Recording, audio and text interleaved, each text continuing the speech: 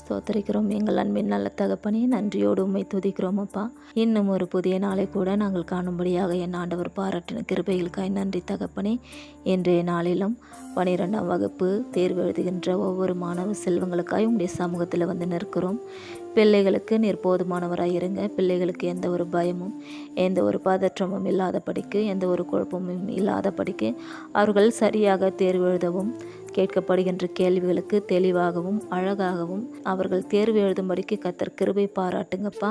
அன்பின் ஆவியானவர் ஆண்டு முழுவதும் அவர்கள் முயன்று படித்த படிப்புகளை நீர் நினைவு கூறும். அன்பின் ஆவியானவர் தாமே கிருபையாய் மனமிறங்கி அதற்கேற்றவாறு அவர்களுக்கு தேவையான நல்ல மதிப்பெண்கள் பெற்றுக்கொள்ளும்படிக்கு அவர்களுடைய இந்த தேர்வு காலங்களிலே நீர் எடுத்து பயன்படுத்த வேண்டுமாய் கூட கெஞ்சி மன்றாடுகிறோம், ஸ்தோத்திரிக்கிறோம்.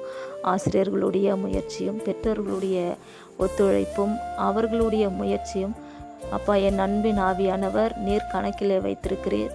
அதற்கேற்றவாறு அவர்களுடைய வாழ்வின் முன்னேற்றத்திற்கு இந்த மதிப்பெண்கள் எவ்வளவு அவசியம் என்பதை நீர் அறிவித்தகப்பனே. அப்படியாக பிள்ளைகள் அவர்கள் நல்ல மதிப்பெண்கள் பெற்றுக்கொள்ளும்படிக்கு அவர்கள் இந்த தேர்வு காலங்களிலே நீர் எடுத்து அவர்களுக்கு தைரியத்தோடும் உற்சாகத்தோடும் எடுத்து நீர் பயன்படுத்த வேண்டுமாய் கூட கெஞ்சி மன்றாடுகிறோம், ஸ்தோத்திரிக்கிறோம்.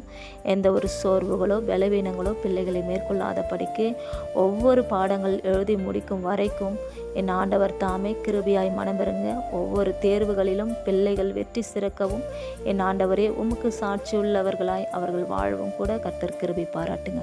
தேர்வு எழுதுகின்ற எல்லா பிள்ளைகளையும் உடைய அன்பு கரங்களுக்குள்ளாய் ஒப்பு கொடுத்து செபிக்கிறோம்.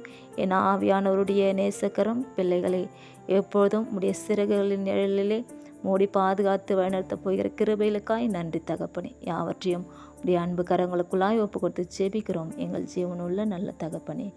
ஆமேன்.